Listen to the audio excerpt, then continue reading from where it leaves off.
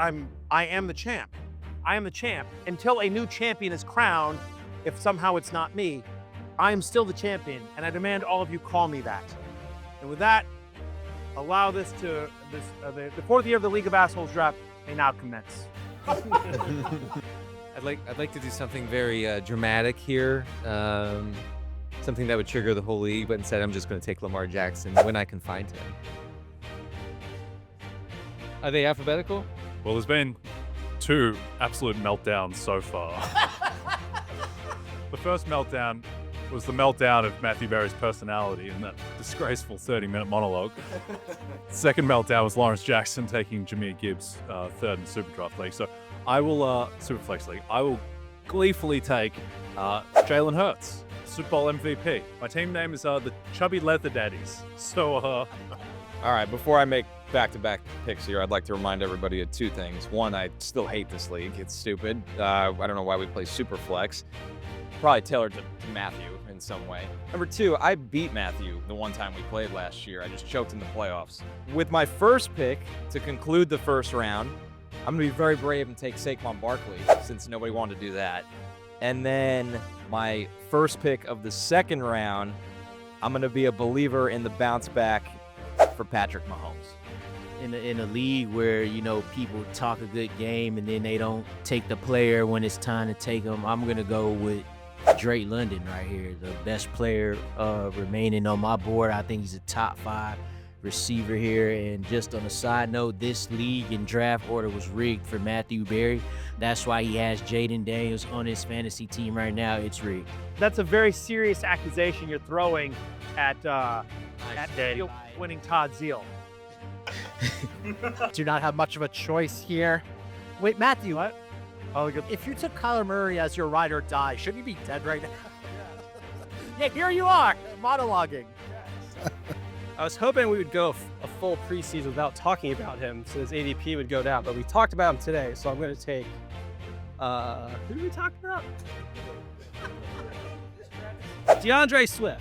DeAndre Swift. Oh, there you go. All right. Everyone roasted me last year for going running back heavy.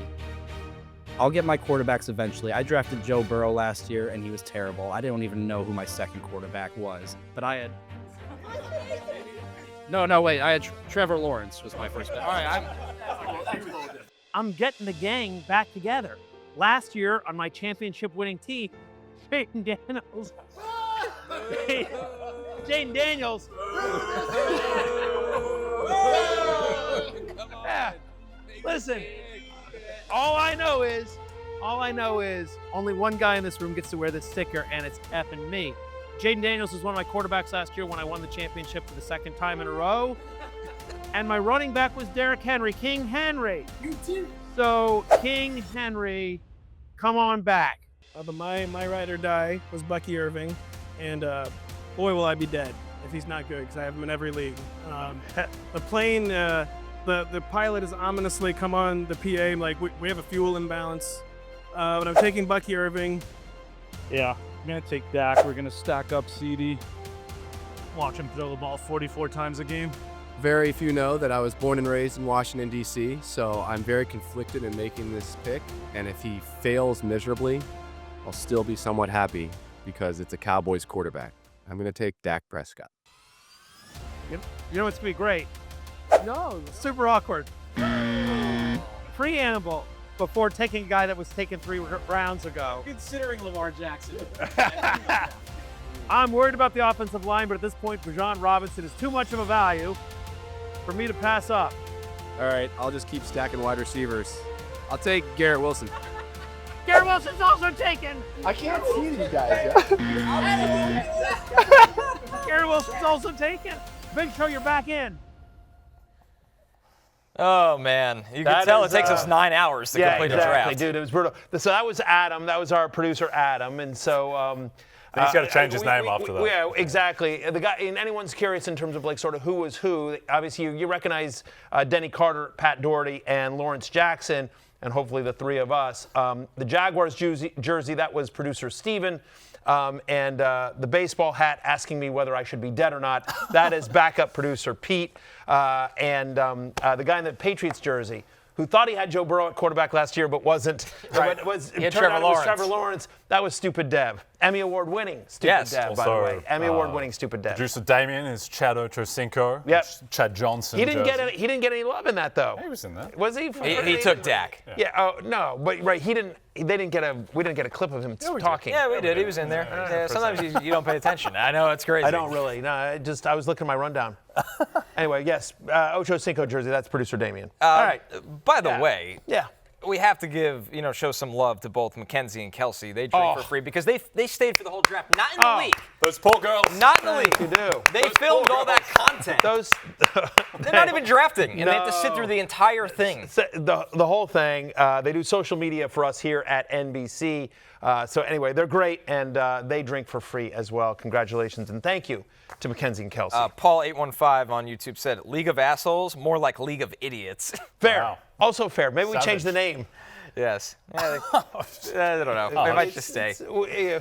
All right, let's go through the teams. We have plenty of people in the chat wondering what does this draft actually look like So after it's you a saw the 12-team nonsense. PPR Superflex League. That's what it is. Yes, So absolute here you go. disaster class. Here's my team in order that I drafted. Of course, I went Jaden Daniels. A lot of familiar faces, right? So Jaden Daniels. Actually, it's not in the order. It's not in the order. It's not in the order I drafted it. Sorry. That was good. I really More should. lies. Yeah, I should pay attention at the pre-show meeting. What running back on the Bears did you get, Matthew?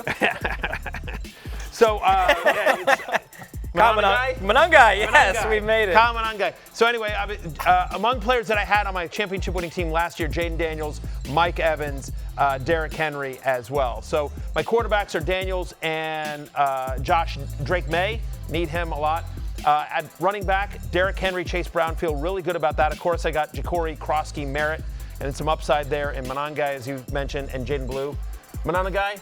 Okay, there we go. First time you're so right. I feel good about my running backs. My wide receivers, Mike Evans, Cortland Sutton, Josh Downs. Boy, Josh Downs needs to work. I have a lot of Josh Downs. I have a lot of Cortland Sutton this year and a lot of Josh Downs.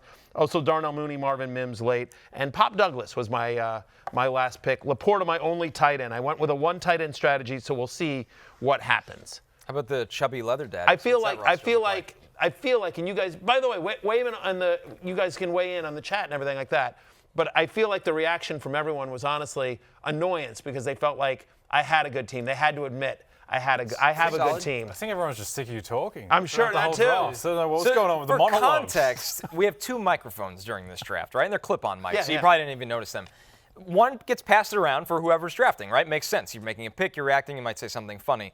The other microphone stays on Matthew for all 9 hours of the draft.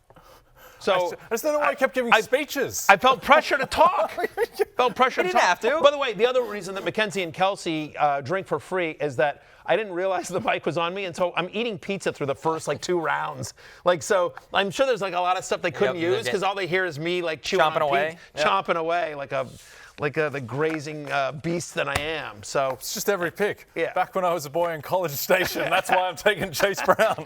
It's like Othello over here. that's fine. Yeah, unbelievable. I like my team. Screw you guys. Solid team. What about you, Jay? What about Jay? I even remember say, you. Chubby Leather Daddies is a fantastic team name. Yes, yeah. The Chubby Leather Daddies, hopefully they put up some chubby victories. I was very happy, very happy with my first 3 rounds to get Jalen Hurts falling to pick 5 because Lawrence took Jahmyr Gibbs before him. And then Amon-Ra St. Brown, just a very high floor. I was very happy as well to get Brock Bowers in the 3rd round. Not that high on Brock Bowers this year, but he's going to fall to the 3rd round. Have to take him there. Went into the draft aiming to get a stack of Seahawks running backs. Ended up with a stack of Seahawks wide receivers instead with JSN and Cooper Kupp. But the targets have to go there somewhere.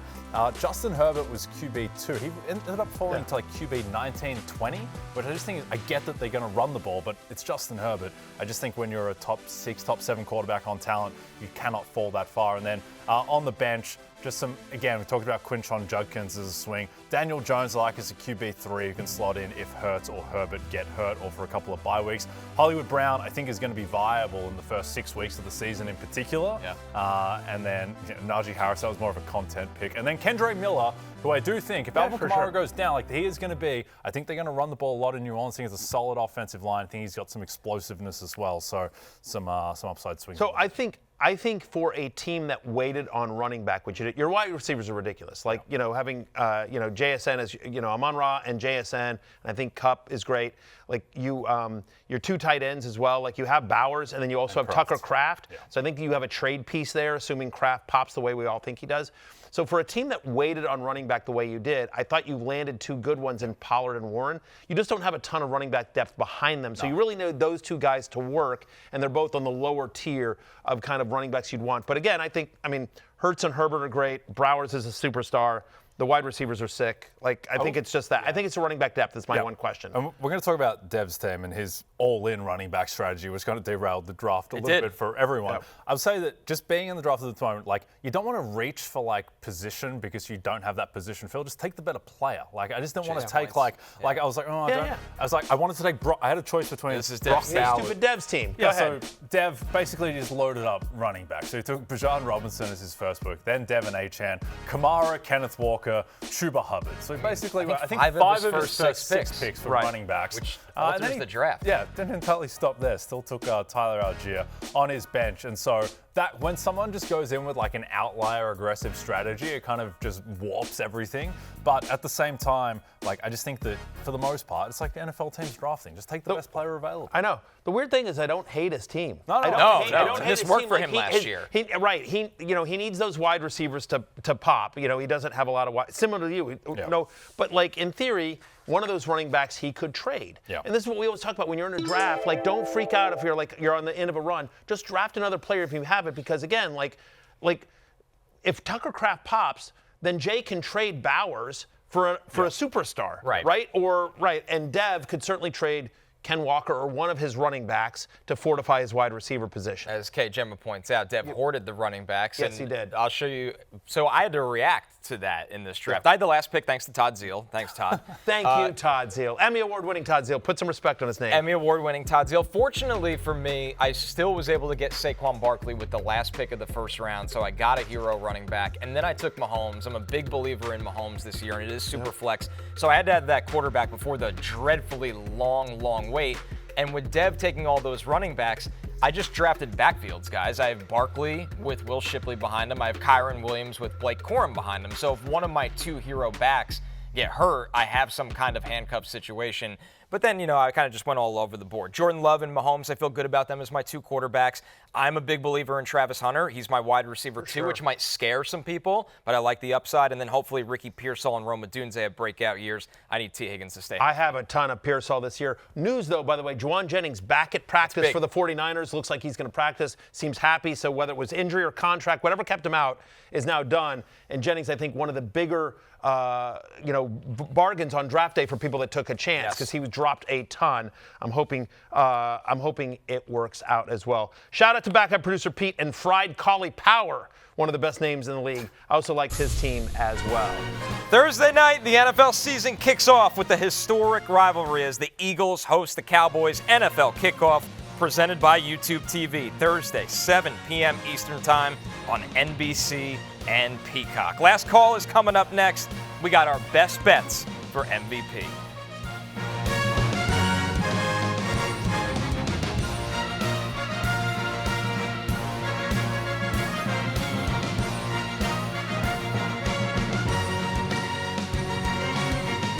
Hey, it's Matthew Berry from NBCSports.com and RotorWorld.com, and I want to thank you so much for watching whatever it is you just watched, or if nothing else, being too lazy to click out of the autoplay after this video started, after whatever it is you actually wanted to watch finished. But now that you're here, I'd like to take a moment here to ask you respectfully now, okay? I'm asking you respectfully to subscribe to the NFL on NBC YouTube channel. You'll get the latest Roto-World fantasy news headlines, all sorts of great shows, including my own Fantasy Football Happy Hour. So go subscribe now. Again, I'm asking respectfully.